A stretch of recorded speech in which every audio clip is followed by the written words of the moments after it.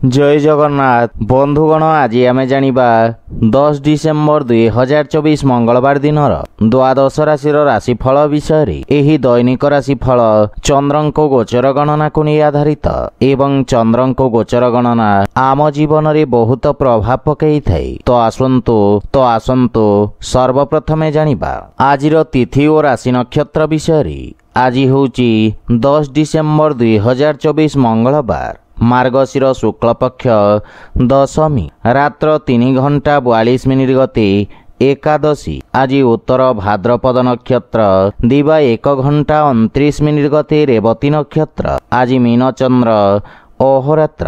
आजिर सांवत्सरिक श्राद्ध दशमीर एकधिष्ट और पार्वण। आजिर शुभ बेला दिवा 6 घंटा 21 मिनिट रु दिवा 7 घंटा 5 मिनिट पर्यंत।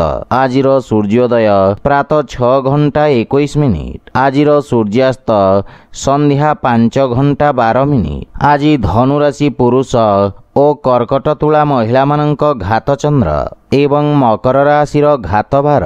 आज कलमी शाग खाइबा निषिद्ध। तो बंधुगण आसंतु जानिबा आजिर राशिफल विषय। ता पूर्वरु आम चैनल को जो माने नुआ करी आछंती तळे थिबा लाल रंगर सब्सक्राइब बटन को दबाई आम चैनल को सब्सक्राइब करंतो और पाखरी थिबा घंटी बटन को दबाई ऑल रे सिलेक्ट करंतो। काहेकि ना आमे अपलोड करिथबा प्रत्येक वीडियो नोटिफिकेशन आपण सर्वप्रथमे पाई परिबे। तो प्रथमे जानिबा मेष राशि विषय। आपणक राशि चंद्रमांक द्वादश भाव रे गोचर आपणक व्यवसाय क्षेत्र रे हानि घटिबार जोग उत्पन्न करुछि। आपण निज लंबित कार्य को पूरण करिवार प्रयास करिबे।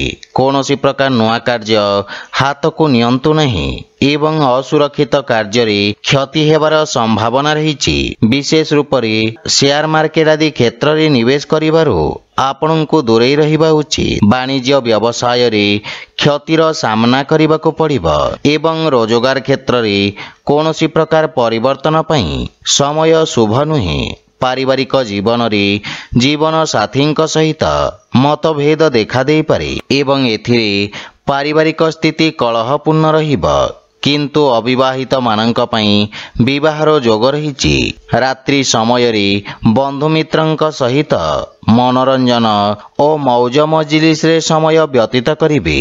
कोनोसी प्रकार संपत्ति क्रय विक्रय मध्य शुभ नुहे। एथिपई बुझी विचारी कार्य करंतो।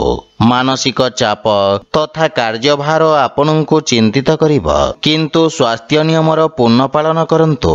आज आपण ओं आदित्याय नमः मंत्र जप करंतो शुभ फल पाइबे। वृष राशि आज आपण पूर्वरु करिथिबा कठिन परिश्रमर सुखद परिणाम पाई परिबे एवं उत्तम लाभर स्थिति लागी रहिबो।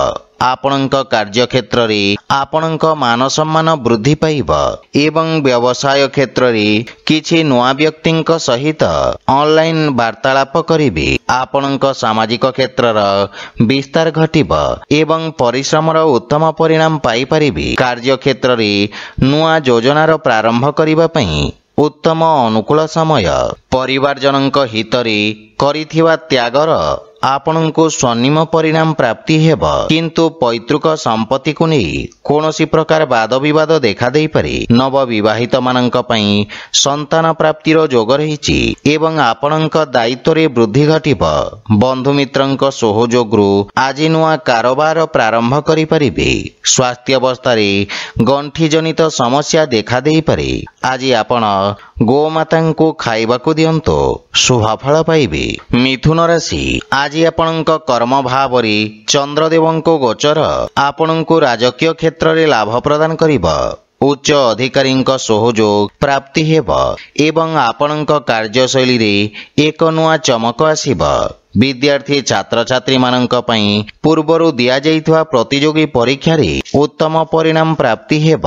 ऑनलाइन इंटरव्यू रे सफलता मिलिब। आपणक जस ओ मान सम्मान रे वृद्धि घटिब। पितांक मार्गदर्शन रे निया जाइथवा निर्णय सफल सिद्ध हेब। माता पिता आपणक प्रति गौरवान्वित अनुभव करिबे एवं परिवार रो पूर्ण सहयोग मिलिब। समस्त क्षेत्र रु आपणको शुभ समाचार मिलिब। प्रेम जीवन रे मधुरतार भाव रहिब। किंतु बंधु मित्रंक पक्षरु निराशा मिलिब।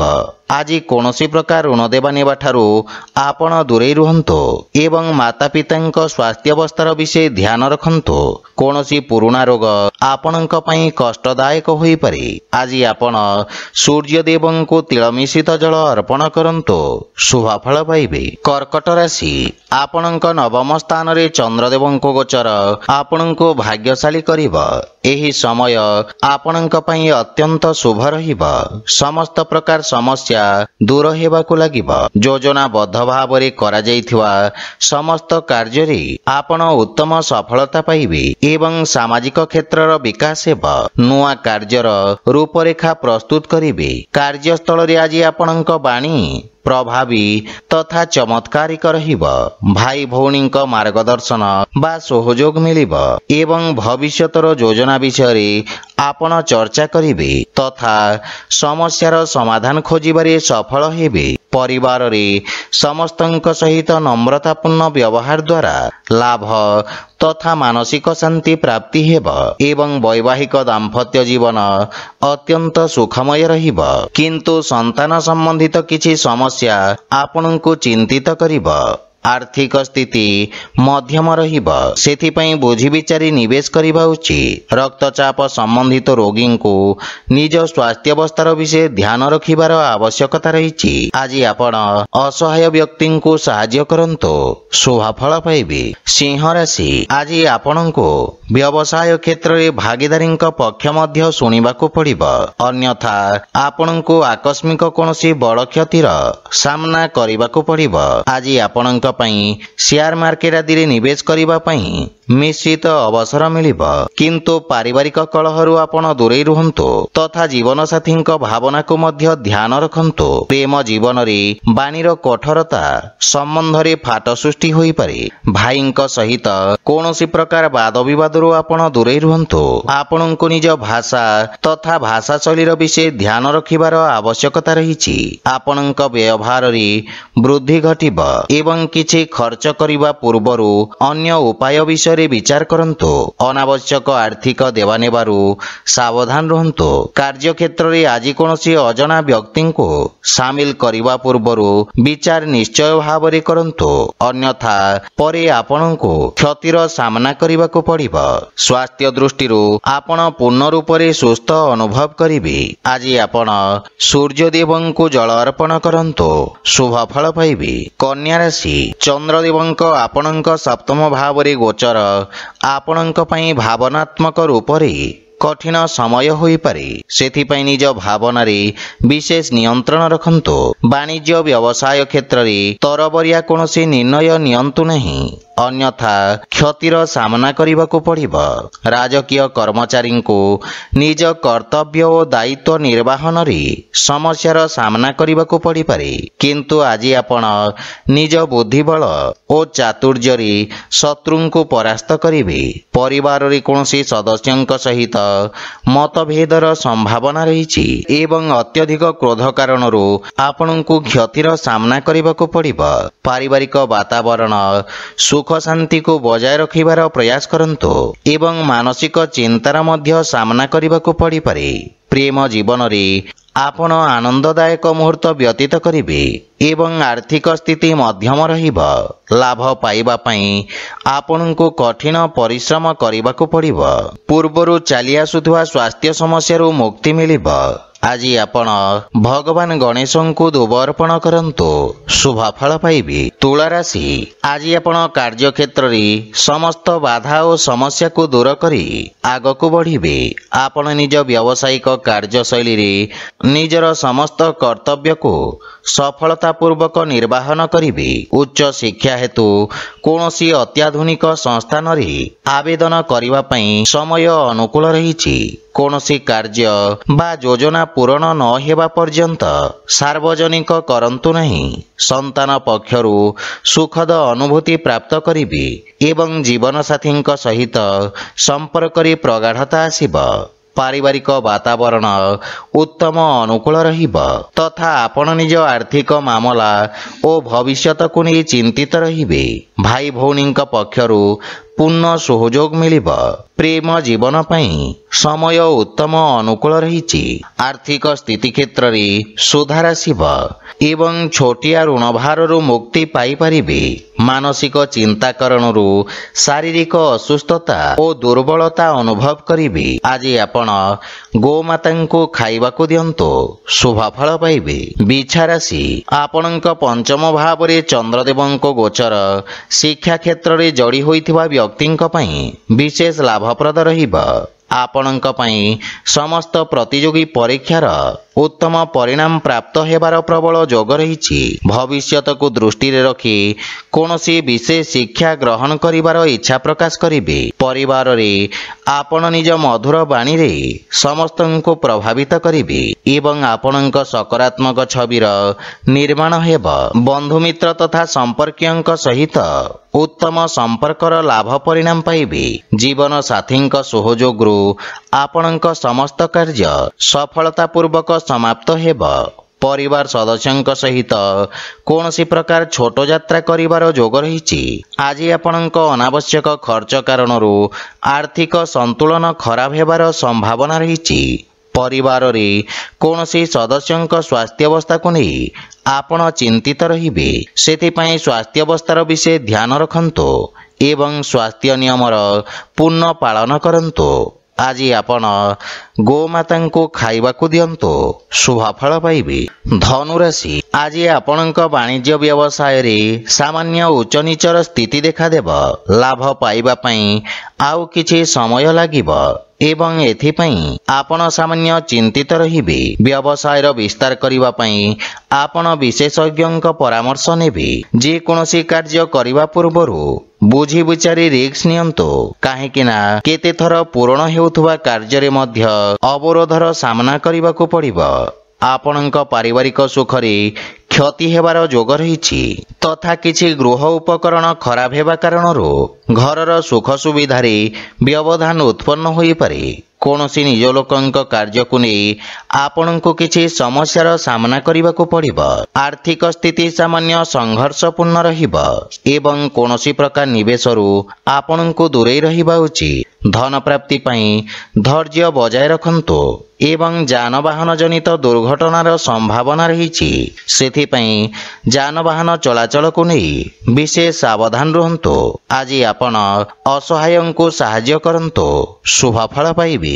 ମକର ରାଶି, ଆପଣଙ୍କ ରାଶିର ତୃତୀୟ ଭାବରେ ଚନ୍ଦ୍ରଦେବଙ୍କ ଗୋଚର ଆପଣଙ୍କୁ ଲାଭାନ୍ୱିତ କରିବ।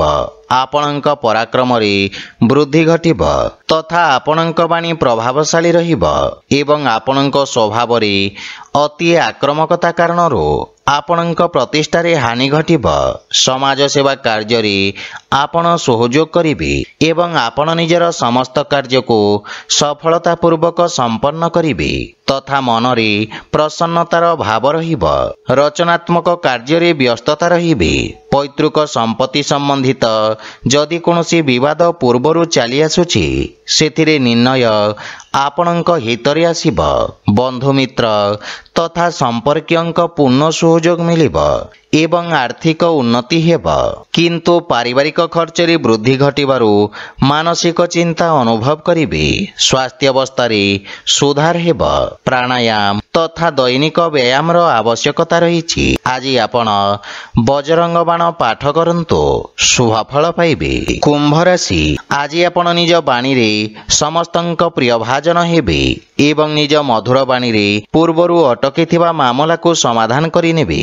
ଅଧିକାରୀ ବର୍ଗଙ୍କ ଠାରୁ ସକାରାତ୍ମକ ସହଯୋଗ ପ୍ରାପ୍ତି ହେବ ଏବଂ ବ୍ୟବସାୟରେ କିଛି ନୂଆ ସୌଦା ଆପଣଙ୍କ ପାଇଁ ଆଶାଜନକ ସ୍ଥିତିର ନିର୍ମାଣ କରିବ। ଆପଣଙ୍କ କାର୍ଯ୍ୟର ସବୁ ଜାଗାରେ ପ୍ରଶଂସା ହେବ। ବିଦ୍ୟାର୍ଥୀ ଛାତ୍ରଛାତ୍ରୀମାନଙ୍କ ପାଇଁ ଉନ୍ନତିର ମାର୍ଗ ପ୍ରଶସ୍ତ ହେବ ଏବଂ ପରିବାରର ପୂର୍ଣ୍ଣ ସହଯୋଗ ଆପଣଙ୍କ ଉପରେ ଲାଗି ରହିବ। ପରିବାରରେ ଆପଣଙ୍କ ପ୍ରଭାବ ଓ ସମ୍ମାନରେ ବୃଦ୍ଧି ଘଟିବ। ପାରିବାରିକ ଜୀବନରେ ମଧୁରତା ଲାଗି ରହିବ। ଜୀବନସାଥୀ ଆପଣଙ୍କ ସମ୍ମାନ କରିବେ ଏବଂ ସମ୍ପର୍କରେ ଘନିଷ୍ଠତା ଆସିବ। ପରସ୍ପରକୁ ଭଲ ଭାବରେ ବୁଝିବାକୁ ଏହା ସ୍ୱର୍ଣ୍ଣିମ ଅବସର। ଆପଣଙ୍କ ରଚନାତ୍ମକ କାର୍ଯ୍ୟ କାରଣରୁ ଆପଣଙ୍କୁ ପ୍ରସିଦ୍ଧି ମିଳିବ ଏବଂ ଆର୍ଥିକ ସ୍ଥିତିରେ ସୁଧାର ଆସିବ ତଥା ଆପଣଙ୍କ ଆୟର ନବୀନ ସ୍ରୋତର ବିକାଶ ହେବ। ଆପଣଙ୍କ ସ୍ୱାସ୍ଥ୍ୟାବସ୍ଥା ଉତ୍ତମ ଅନୁକୂଳ ରହିବ। ଆପଣ ଶାରୀରିକ ସୁସ୍ଥ ଓ ଊର୍ଜାବାନ ଅନୁଭବ କରିବେ। ଆଜି ଆପଣ ହନୁମାନ ଚାଳିଶାର ପାଠ କରନ୍ତୁ, ଶୁଭ ଫଳ ପାଇବେ। ମୀନ ରାଶି, ଆଜି ଆପଣଙ୍କ ନିର୍ଭରତା ବୃଦ୍ଧି ପାଇବ। ଆଜି ଆପଣ ପୂର୍ବରୁ ଅଟକି ରହିଥିବା କାର୍ଯ୍ୟଗୁଡ଼ିକୁ ସ୍ୱୟଂ ସମ୍ପୂର୍ଣ୍ଣ କରିବାରେ ସଫଳ ହେବେ। କୌଣସି ମହତ୍ୱପୂର୍ଣ୍ଣ ନିଷ୍ପତ୍ତି ଆପଣଙ୍କୁ ନେବାକୁ ପଡ଼ିପାରେ, ସେଥିପାଇଁ ଧୈର୍ଯ୍ୟ ସହିତ କାର୍ଯ୍ୟ କରନ୍ତୁ। ବାଣିଜ୍ୟ ବ୍ୟବସାୟ କ୍ଷେତ୍ରରେ ଲାଭର ସ୍ଥିତି ସାମାନ୍ୟ ରହିବ। ଯଦି ବିସ୍ତାର ଯୋଜନାରେ ବିଚାର କରୁଛନ୍ତି ତାହେଲେ ବିଶେଷଜ୍ଞଙ୍କ ପରାମର୍ଶ ନିଅନ୍ତୁ। ଘର ପରିବାରରେ କାହା ସହିତ ଯୁକ୍ତିତର୍କ ଓ ବାଦ ବିବାଦ କରିବାରୁ ଆପଣ ଦୂରେଇ ରୁହନ୍ତୁ। ଏଥିରେ ଆପଣ ଅତ୍ୟନ୍ତ ଆହତ ହୋଇପାରନ୍ତି ଏବଂ ସାମ୍ନା ପକ୍ଷକୁ ମଧ୍ୟ ଧକ୍କା ଲାଗିବ, ସେଥିପାଇଁ ବିଶେଷ ଧ୍ୟାନ ରଖନ୍ତୁ। ଅନ୍ୟଥା ପୁରା ଦିନ ଅଯଥା ଚିନ୍ତିତ ବ୍ୟତୀତ କରିବେ। ଆୟର ନବୀନ ସ୍ରୋତର ବିକାଶ ହେବ। ଧନ ସଞ୍ଚୟ କରିବା ପାଇଁ ମଧ୍ୟ ଦିନଟି ଅତ୍ୟନ୍ତ ଶୁଭ ରହିବ। ସ୍ୱାସ୍ଥ୍ୟାବସ୍ଥା ଉତ୍ତମ ଅନୁକୂଳ ରହିଛି ଏବଂ କାର୍ଯ୍ୟବ୍ୟସ୍ତତା କାରଣରୁ କିଛି ଶାରୀରିକ ପୀଡ଼ା ଅନୁଭବ କରିବେ। ଆଜି ଆପଣ ଗୋପାଳ ସହସ୍ରନାମର ପାଠ କରନ୍ତୁ, ଶୁଭ ଫଳ ପାଇବେ। ତ ବନ୍ଧୁଗଣ, ଏହା ଥିଲା ଆଜିର ରାଶିଫଳ ବିଷୟରେ। ଯଦି ଭିଡ଼ିଓଟି ଆପଣମାନଙ୍କୁ ଭଲ ଲାଗିଥାଏ ଲାଇକ୍, ସେୟାର ଓ କମେଣ୍ଟ କରି ଜଣାନ୍ତୁ ଏବଂ ଆମ ଚ୍ୟାନେଲକୁ ସବସ୍କ୍ରାଇବ୍ କରନ୍ତୁ। ଜୟ ଜଗନ୍ନାଥ।